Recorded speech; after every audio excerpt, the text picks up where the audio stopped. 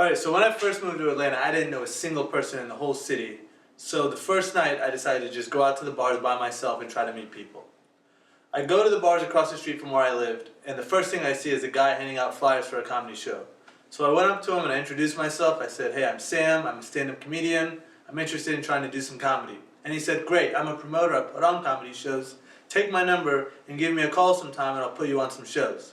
And I was like, awesome, I've only been in Atlanta for a couple hours and I already have a comedy connection. Then I went inside the bar to party, I bought a drink and I started talking to this girl. And we just started hitting it off and I think she likes me. And we talked for about an hour and a half, just drinking, dancing. After a while she says I have to go back with my friends, but take my number and give me a call sometime. So I'm thinking, great, I've met a hot girl in Atlanta. Fast forward to next Saturday. I wake up and the first thing I do is I text her and ask her what she's doing that night. And she texts me back saying, "Me and my friends are going to go out to the bars tonight, but we're going to drink at my house first. You're welcome to come." And I was like, hell yeah, I'm definitely coming. And then she texts me back, "Bring a bottle of liquor." What kind of liquor would a group of hot girls want to drink on a Saturday night?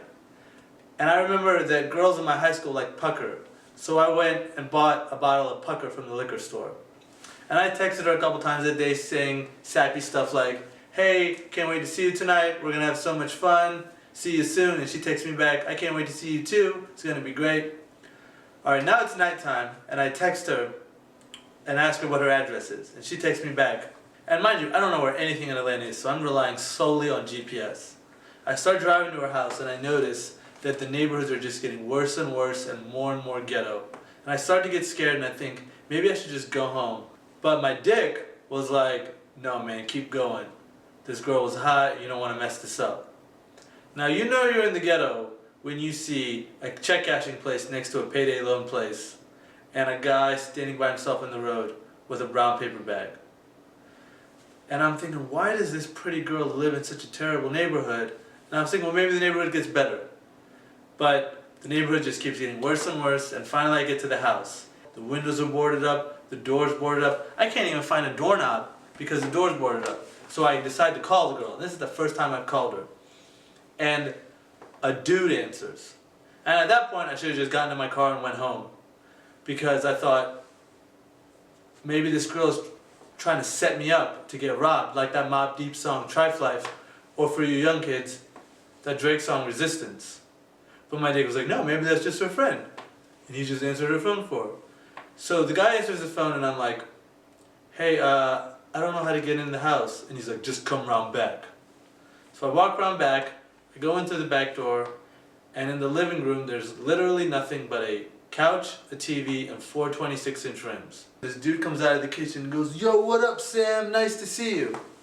And I'm thinking in my head, where's the girl and how does this guy know me? And then I recognized him. It was the comedy promoter.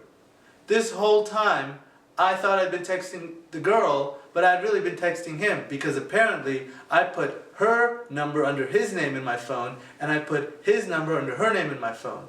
So he's being really nice and dapping me up and trying to party, but in my head I'm just hoping that I didn't text him anything gay all day or implying that I wanted to fuck him. So he introduced me to his friends were all really nice, and he says, "So where's the bottle of liquor?" And I pull out the bottle of pucker out of my backpack, and one of his friends goes, "Dude, what the fuck is that?" And I'd explain that pucker is a green apple liqueur that girls like. And he goes, "What kind of drinks can you make with it?" And I read the bottle and it says, "Sour apple teeny, green apple daiquiri." His friends were really nice and I figured, hey, I've come all this way. I don't know anybody else in Atlanta, so I just partied with those guys all night. And it was a great time.